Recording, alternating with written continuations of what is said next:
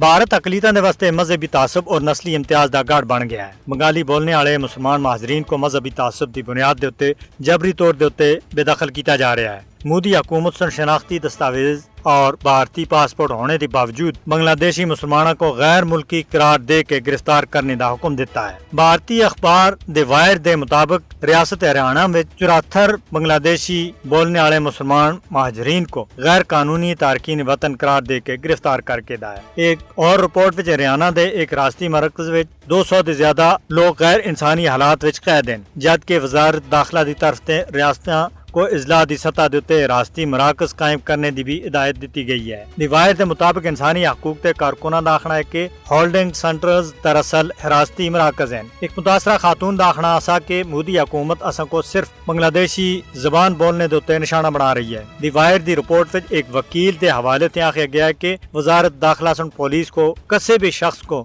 شک دی بنیاد دے اتے گرفتار کر کے 3 دنوں تک حراست وچ رکھنے دا اختیار دیتا ہے۔ قانونی ماہرین کا آخنا ہے کہ آئینی طور دے کسی کو بغیر قانونی وجہ دے یا بغیر وکیل تک رسائی دیتے قید رکھنا غیر قانونی ہے۔ تمام گرفتار کیتے ہوئے مغربی بنگال یا آسام دے بنگالی بولنے والے مسلمان ہیں۔